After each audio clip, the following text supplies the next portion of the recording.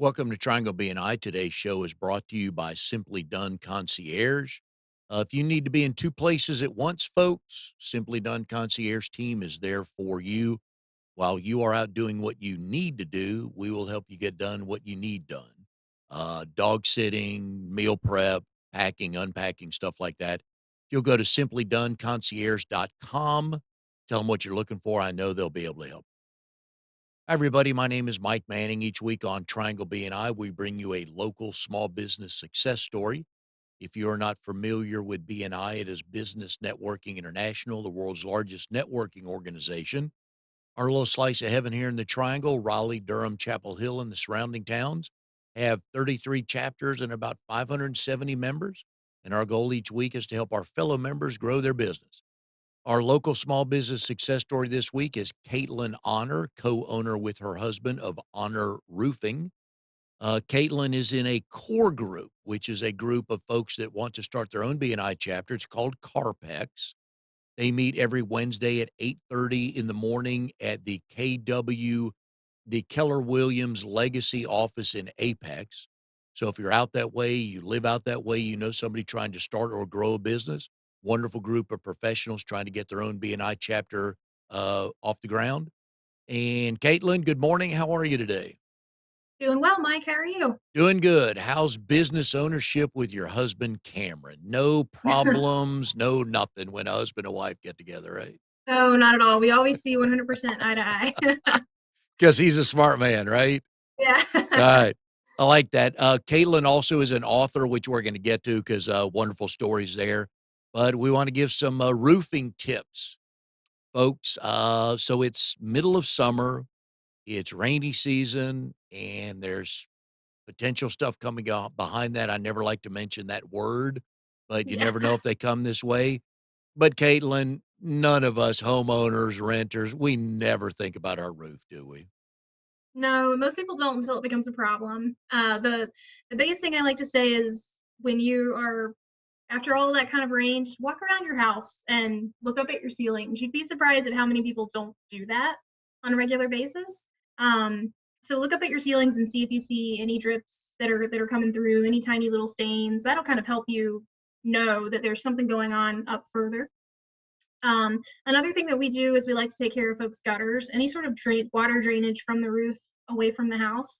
So watch outside when it's raining and make sure that your gutters are not overflowing at the base, that they're actually draining, that they're not spilling over the sides. We actually noticed that at our house, one of these 2 or 3 days ago, when we had a really bad rainstorm, we noticed outside our house that one of our gutters was clogged at the very bottom where it goes into the ground, into that French drain, and it was spilling out over the side and water was penetrating into the foundation. So it's really important to kind of watch that and make sure that that's not happening.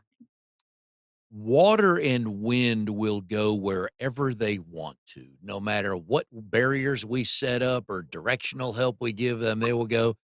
And one of the things back to the gutters that we don't really look for is when the gutter comes apart from the roof, and that water then can run inside the house. It can, yeah, and there's some protective levels that you can have. So there'll be something called drip edge. It's a little aluminum piece, L-shaped piece that'll go on your eave to kind of protect wind-driven rain mainly from blowing in under that edge of your shingle line. And so it does help with that water penetration. But yeah, making sure that your gutters stay attached to your house is huge because they can get back in behind and rot your fascia and your siding. The other thing we know we have, but we have no idea if they work unless we go outside during a rainstorm, is our downspout. We know it's probably connected to the gutter. We know it comes out at the ground, Mhm. but sometimes they're not pointed to where they're supposed to be pointed, are they? No, they're not, or they will be pointed away from the house. However, they're not a they're you need more connection. You need more of a lead to get it further away from your home. Yep. So just because it's pointed out at the bottom and it's pointing away from your foundation doesn't mean the water isn't pooling there and traveling back towards your house. And so if you have any questions as far as if your drainage system is looking okay, that's something that we can look out for you.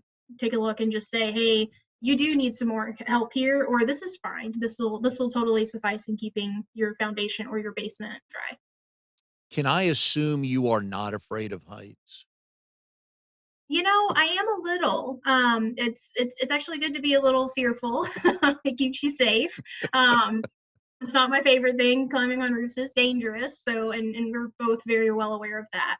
And so I think it's good to have a healthy fear because that means you're going to be careful. You'll be safe. You'll take the precautions needed to do it safely. We know that a lot of business owners will try to sell you a package of whatever it is, whether you need it or not, because that's what they're there to do. Yeah. I've heard stories before where roofers will show up at a house. Oh, yeah, we flew our drone over your roof and you need a whole brand new roof. And that's not, they may be right that particular day, but that's not enough information to get to figure out if you need a new roof, right? It can be. It just depends. We like to climb on roofs. We Yep. like to look at them with our eyes. It's really difficult to see things like hail damage with a drone. And however, we always say that a drone is something. It's a tool that we have in our toolbox, right next to like our hammer and our screwdrivers, so that if there's ever a roof that's got granule loss, so the shingles are crumbling and they're old, it's super dangerous to walk on. And we prefer, if it's something that's really, really steep that we cannot safely climb, or if there's a lot of granule loss that makes it slippery, we don't climb those roofs out of safety. And so we will fly our drone in those instances and get a basic overview of what's going on. And if need be, come back with better safety features to safely climb and get a better look.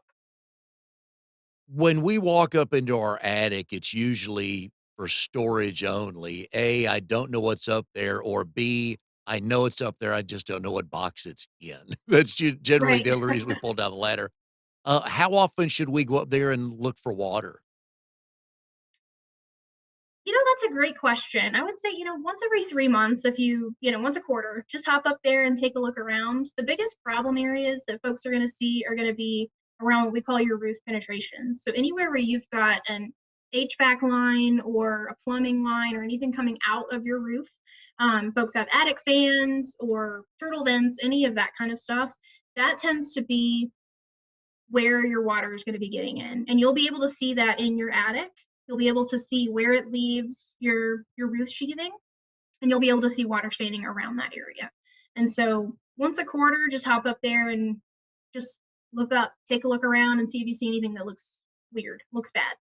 We should put that on our to-do list, just like changing air conditioner vents, which Your filter, yeah. filters. I think I did a couple of months ago, maybe. Yeah, and it's like, no. Then Yep. you look back, it's like, oh my, June of last year. Time flies. Oh yeah. But the attic is just it's total storage. It serves no other purpose other than when some again, we generally people think we only need to call you when it's too late, Right. which technically sometimes is correct, but we need to be a little bit smarter, especially since that's our biggest investment is a home. Right. Right. It really is. It protects literally everything inside your home. And we like to tell people, if your roof is over 10 or 12 years old and you haven't had somebody just look at it, let us come out and look at it. We are not in the business of selling people folks something that they do not need. That's if you don't need a new roof, if you don't need anything from us, that's fine. We're not going to try to force something on you. And so getting professional eyes to take a peek at it and put little fixes on things that can become big problems, that's really important. If we see 3 or 4 or 5 shingles missing, could that be a problem? Oh yeah, big time. Big time. Your shingles are the outermost layer. There are other layers underneath as well that help protect, but you're taking away your most important layer that's going to keep water out of your roof system. Yeah, it's like, well, I'll get to that later. It's only 3. How bad could it be? It's like, well, Right. yeah. You Exactly. just answered your own question right there with so how did you and Cameron get to this point of opening your own business? Well, it's a long story actually. So Cameron is his education is in outdoor recreation. And while there's a lot of passion behind that, there's not a lot of it's hard to earn a living and not like a good living that way and to support yourself. And he started with another company that is actually no longer in business and realized he's quite good at construction and trade and talking to people and making those connections. And slowly but surely realized, you know what, I do want to do this. I really love it. It's a passion. I want to open up my own business. And I'm actually a molecular biologist by education. Also something I don't use. I was a vet tech for a very long time, and then opened up a bookstore. And so I have the back end experience of owning that bookstore. It's definitely different than a roofing company, but a lot of the principles are the same. And when I left my bookstore, we just talked about it and decided let's jump in with both feet and open up our own roofing company. And it's been awesome. It's been great. On the good side or the bad side, what's the thing you learned the quickest about being business owner? You don't really get any off time. Like you can take vacation, your phone is always you need to be okay with that. You need Yep, to be okay with no matter what is going on that you could receive a phone call from a customer, from somebody that works for you, anything. And you've got to be okay with that. And luckily we both are. Like we want to build our business and that's important to us. So we're always on. I always like to ask husband wife business owners after 6 o'clock on a work day, what do you talk about? But more importantly, who breaks the tie? Who breaks the tie? Yeah, you know what I mean. Um, oh gosh, we talk about all kinds of stuff. So we both love the outdoors. He's a big whitewater kayaker, so especially with all this rain, we tend to talk about water levels and that kind of thing. We have 3 dogs. We talk all about them a lot, and family and vacations and stuff like that. It's really not hard for us to turn off roofing when we need to. Uh, But we talk a lot about growth and next steps, and are we going to go with this person to help us with marketing, or that kind of thing. We enjoy talking business. Who's more before right before bedtime, who's more likely to, "Ooh, let me just check a couple of emails." Probably Cameron, honestly. I feel like before bed I want to read a book Yeah, or just mindlessly scroll on my phone, and he's more likely going to, last night he was posting on Nextdoor yeah, in our neighborhood saying, with all that rain, let me know if you guys need anything. And so he was yeah. doing that right before bed. Well, good, right. Yeah. That's a good, division of labor for who does what, right? I like Right, that. exactly. Alright, so you are known as Caitlynne Garland in the children's book world, I right? am, Alright. yes. It will always stay that way? That's your maiden name? It is my maiden name, and I think it will, just because my first book was under Garland, Yep. and I find it's easier to not have to categorize myself in different ways, and so I think it will always be Garland. Alright, so let's work back from the beginning. You've got, if I counted right, on your website, you've got 5 books, plushes, you've got stickers, you got all kinds of cool things, but so, look, how far back did you want to write a book? Honestly, 2019, it's really not that far back. I've always had a passion for books. I was an avid reader as a kid growing up, and if I could stop in at a bookstore wherever I traveled, that's what I did. But writing one was never a huge. It was never really a goal of mine. And I got River, and first book is River the Three-Legged Dog, and he's is a real dog. He's my real pet, and he's just an amazing dog in general, but also he's a good inspiration. And a friend of mine and I wrote the story and had another friend illustrate it, and it just sort of kind of kept going. It got this momentum and it went really well, and people loved that book. And this happened towards the end of 2019, and getting to go to schools and having book signings and meeting all of these great kids and just building those relationships with tiny humans is just great.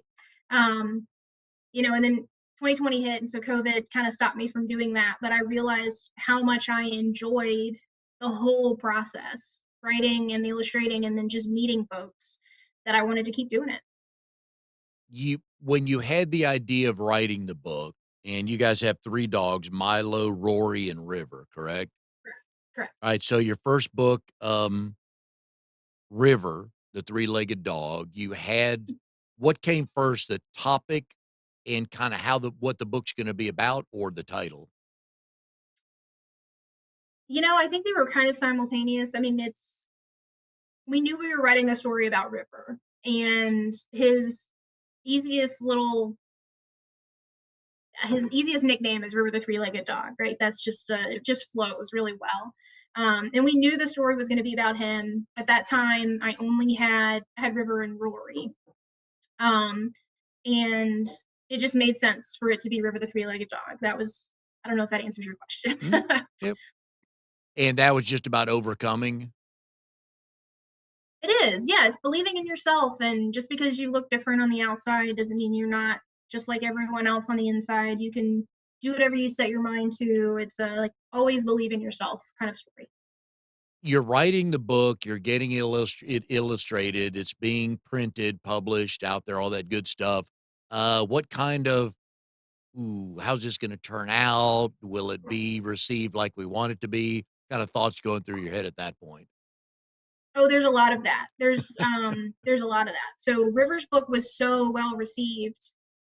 I My second book, Milo the Brave, was still very well received. Folks loved it, but not as much as River. And I think because River was such a I at that time I owned a bookstore, and he was forever there in the bookstore on social media. Like he was a presence. And when I did Milo's book, it was after COVID, and he didn't go to the bookstore very much. He didn't have a whole lot of a presence out there, and so it was still well received, but not quite as much as River's book. So it was a little bit of a humbling experience, to be perfectly honest. So River, the three-legged dog, was your Stairway to Heaven original song, and then you try to follow that up, right? Exactly, exactly. What's the difference between co-authoring and writing a book by yourself? When you write a book by yourself, you can take ownership for the whole story and all the mistakes that go with it. So anything that you miss along the way is that it might be better to have somebody take another look at. You missed that. But it is great because you have full creative control as well, and I really enjoy that, being able to make it what vision that I have in my head. Is your long-term plan to continue to do both, write and roof? Yep, that is the plan. The writing is a passion, and if it could pay all the bills and make us the next Eric Carle, that would be great. But it does what it does, and it pays for itself, so that's great. I like being able to be able to continue to do it. When you first got the book out and you're doing autographs or just you're at the school meeting people or wherever you are, what were some of the comments you got that really got to you?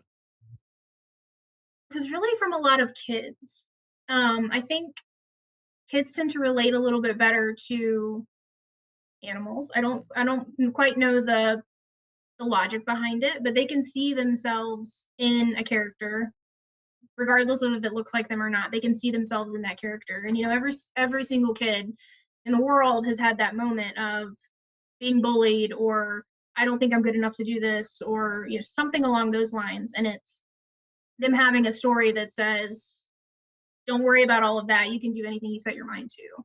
It's really great. And one of my favorite fans is not really a fan of mine. He's a fan of River. His name is Jackson, and it's awesome. I met him first back in 2019 when the book first came out, and we still see each other on a semi-regular basis. Anytime I have a new book, or if I do a signing, like they come out and see me. It's really great. He is I'm not going to remember his age at the moment, but he has spina bifida, and he is just such an awesome kid. Like he's just been the amount I've been able to watch him grow over the past several years has just been amazing. And it's relationships that make it all worth it, that are just amazing. And he really latched on to River's story when he first read it, and it just like I said, it's just one of those relationships that you make that really makes all the hard work and all the struggle and all of that really worth it. That you can mean something like that to a little boy like Jackson. And on a personal note, when you meet folks that are going through just, I mean, some really difficult stuff, either it can be cured or it can't, and they have a positive attitude. I always feel like crap when I'm complaining about something really Oh, stupid that day. yeah, it And just really got to stop yourself and go, what am I complaining about? exactly. It really puts things in perspective. Yeah. And not only like his mom is just so strong and positive about the whole thing, but so is he. I mean, and it's going on in his body, and he is just happy and smiles and just, happy to be around. It's amazing. Mm. Um, illustrators, do you know when you're writing the book, kind of what pictures you want on there? Do you tell them what to draw? I have a general idea of what I want the images to look like. Um, Very rough sketches of what I have in my head, but I also, much like I like to have some creative say, I want my illustrators to read the manuscript and kind of take my ideas into account, but I also want them to have some of their own creative control and really put it out there and see what they feel from that story. And it's always been great. We've been able to collaborate, and they'll send something to me and I'm like, you know what, that doesn't really jive just right, or oh, that's perfect. And it's great that we can go back and forth and really partner on a project. While we're talking about your books, people can go to CaitlynneGarland.com. And if you can tell, if you've seen Caitlin's spelling of her first name, it's a lot of letters on there. Yep. But it's CAITLYNNE Garland, GARLAND.com. Tell me again how so many letters got in the first name. Oh my gosh, my mom. So she first heard the name Caitlynne on the show Miami Vice, which I've never Nice. watched You any of. you need So you need to pull that up once just to appreciate that moment in time. yeah. Yep, yep. And so they didn't obviously spell it that way, but that's where she got the idea of Caitlin. And my paternal grandfather, his name is Linford, and we call him Lynn. And so he's Lynn. And my mom is Michelle with an E on the end of it. And she said my name looked weird without that final E. Yeah. And so she decided to add the E onto it. So it just kind of kept building um, until I'm a kid that can never find a personalized Yeah. license plate. Oh, So yeah. Yeah. And that name on its own is interesting because I have a niece and it's Katelyn. So it hmm seems like there's 100 different ways to spell your name. there really are. Yes. What's your middle name then? Did you get like Ann or something normal? I got Brienne. So pretty close. Okay. Brienne. Huh? Like Brian with an extra N and an E on it. But other than that, it's normal as all, right? Yeah. The goal is to write more books. It is. Yep. I actually had a meeting with my illustrator of choice at the moment in last week, and we're gonna start working on a nonfiction series I have. Oh, cool. Starting with my other dog, and we're gonna call her Ranger Rory, and it'll just be nonfiction talking about different critters in the wild. The process itself to getting a book published. Um, because you and I told you about this the other day when we were talking about the shows. Like a lot of people, if you ask them something on their bucket list is, "Oh, I've always wanted to write a book," and like me, we Yep. never get around to it, right? How from not necessarily from the concept of the writing, but just literally to get it published. Is it very expensive? Is it kind of easy to do? What's that like for folks at home who've been wanting to do something like this? Yeah, it's really not bad. You do have to in most instances, you need to buy an ISBN and a barcode. You can publish without both of those things. It just won't be as accessible. And so I highly recommend getting a barcode and getting an ISBN. And is it okay for me to say how much that costs? Yeah. That runs about $150 Okay. for both of those items. And then really, if especially my expense comes in at illustrators because I want to pay fairly for the hard work that they're doing that I am not talented enough to do. And so that's where a lot of my expense comes in is when you're dealing with an illustrator. But if you're writing a novel or a memoir or even a chapter book, you don't really need a ton of illustration. You just need someone to design your cover, which you could even do on your own. You don't Yeah. have to hire someone to do that. So I mean, really, the process is not as expensive as it's let out to believe.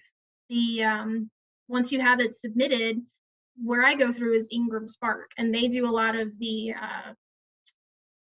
distribution for me. So they have it listed on Amazon, Barnes and Noble, Walmart, Books a Million, all the big name booksellers.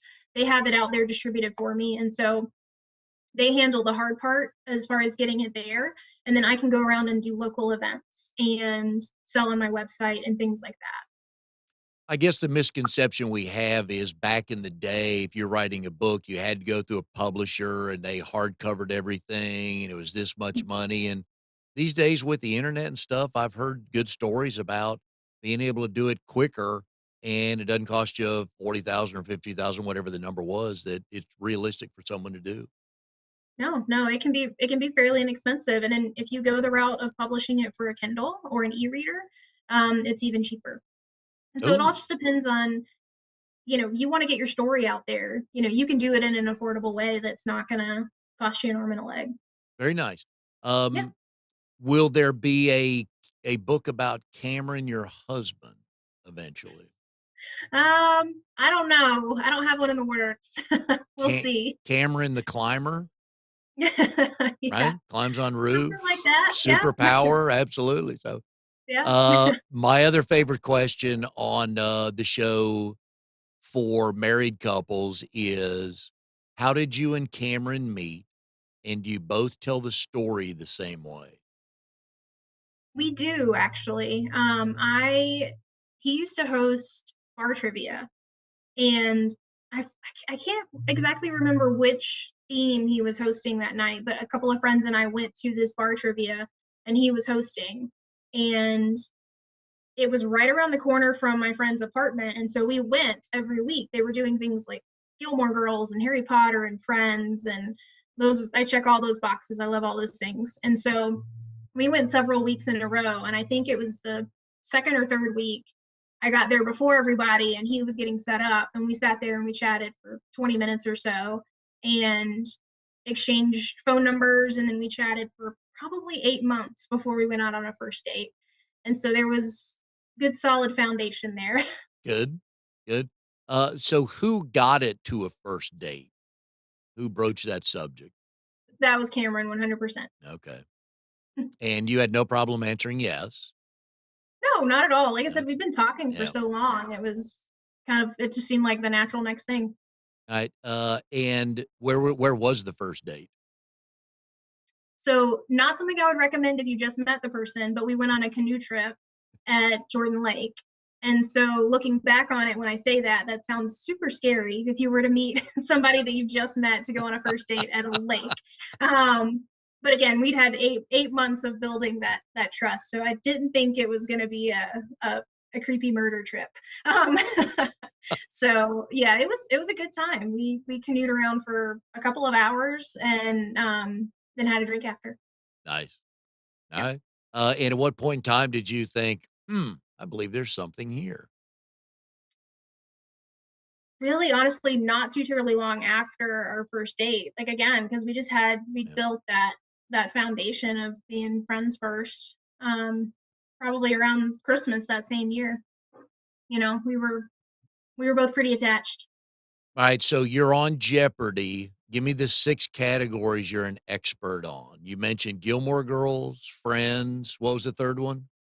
Harry Potter, Okay, give me a couple more. dog breeds. Yeah. Let's see. Oh, that's a tough one. What was he Book good at? covers. Yep, what was Cameron good at? I don't know that his stuff could be quantified into trivia. I Okay. mean, outside of business. That would be Yeah. kinda boring, though. How did your team do at Um, trivia night then? Pretty good. We got first in Harry Potter and second or third, I think, in Gilmore Girls, Alright. and I don't remember Friends, but Yeah. those are big ones. You don't see many Gilmore Girl, trivia nights anymore, do you? You really don't, unfortunately. I mean, it went off the air in 2007, and Yeah. so it's they're gonna be calling it vintage soon if, Yeah. we don't. Yeah, the Friends one, I think they could probably still do that today, right? Oh, probably. Yeah, That's got such a following. because 'cause they're still on TBS, it feels like 28 hours a day. Every time you Oh, flip yeah. over, look at the TV guide, it's like, "Okay." Exactly. And good for them. I mean, good for Yeah, them, so yeah. oh, trivia on roofing, you'd be decent at that, right? I would be decent at it. Now Cameron would win first every time for sure. Okay. Right. Your BNI group is looking for who? What kinda seats? Tell me about, Um, some industries you're looking at.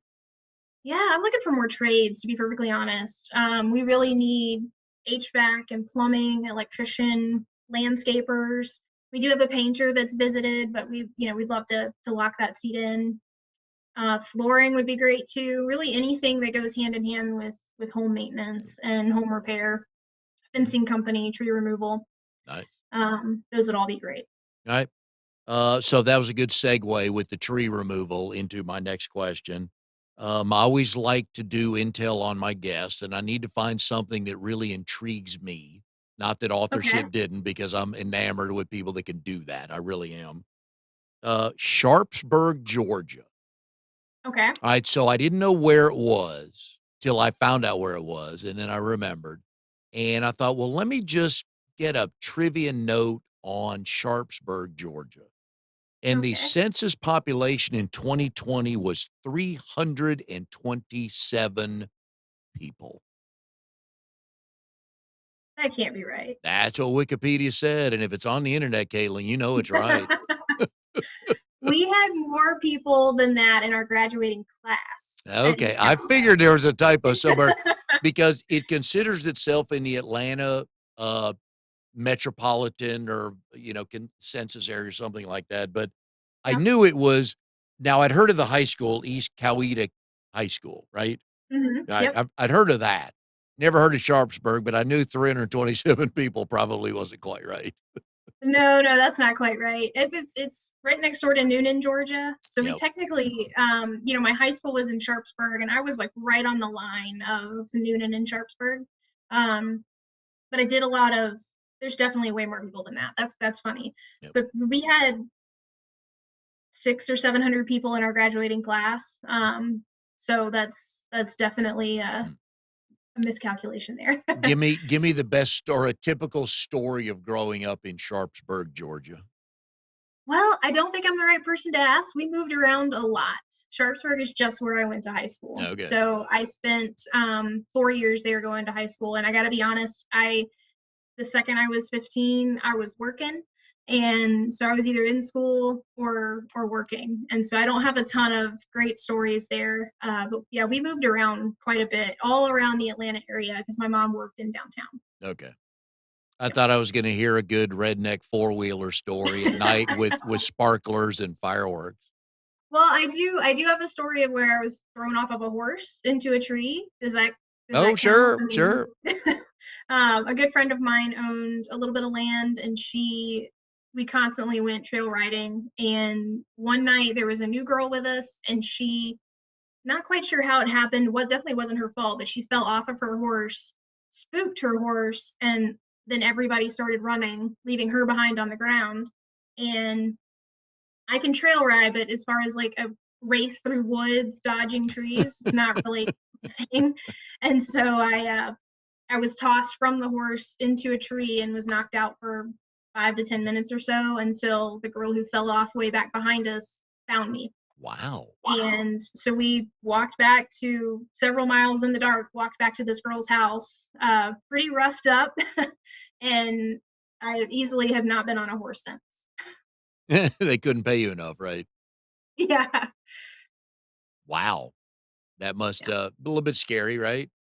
It was very scary. Yep, but everybody made it through. The horses made it back home, so Good. everybody was fine. All right. That could be another book, How Not to Ride a Yes, Horse, right? Or exactly. Training Wheels, Curb Feelers, right? Whatever you Right. want. So, and App State was fun going to college? Yeah, it was great. There's a big outdoor scene up there, and so that Uh, was that was great to be a part of. they have a lot of festivals in Boone, don't they? They do, they really do. Yeah. Yeah, there's a good community there, and it's only getting bigger as the school gets bigger. It's a good dress up community, isn't it? For all those Yeah, festivals on whatever topic they're featuring that month or so. yeah, exactly. All right. So for people wanting to write a book, Mhm. what's first couple things they need to get in place or in order of what to do first and next if they want to write a book?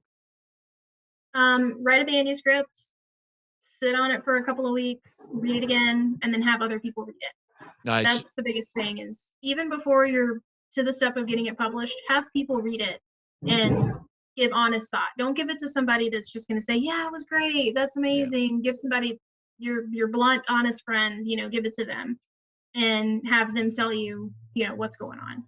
Yeah, because we all have that friend that they truly are the one person, if we need the truth on anything, we just call them. But Exactly.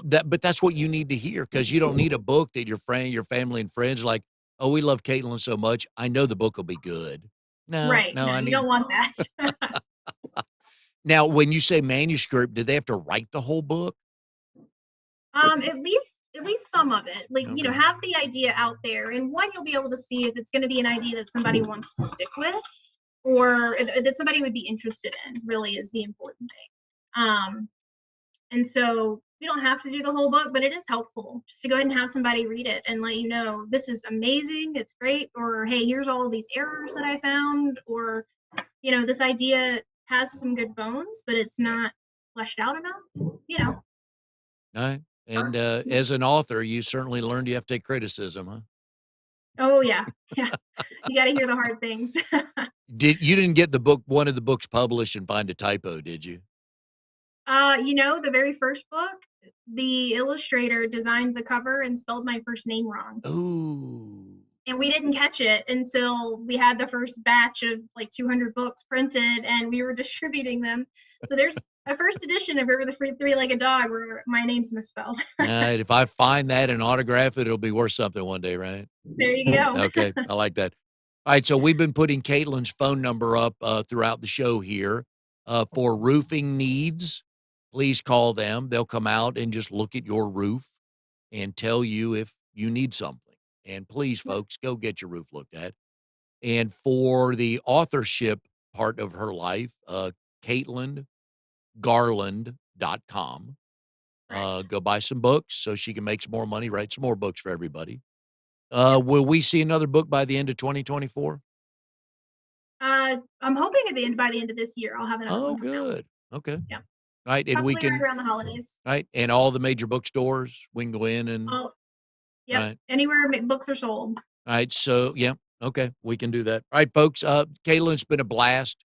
Love the fact that you wrote a book. I kid you not. It's something I've been wanting to do for a long time. Don't really have a topic or anything on that, but I thought it would just be cool. Have a lot of Yeah. admiration for authors because it's a chore and a task, and it's something in life that shows completion. Yeah. Yeah. It's fun though. You should give it a shot. Yeah, well, good. All right. Also, if you or you know somebody business minded or has a business in the Cary and or Apex area, Wednesday mornings, 8:30 a.m. at the Keller Williams Legacy office in Apex is where they Mhm. meet. Go meet some folks, figure out they'll be able to show you how they can help you grow your business. So, Caitlin, it's been a blast. We wish you luck with the roofing and the kids' books. Thank you. And we will see everybody next time on Triangle BNI.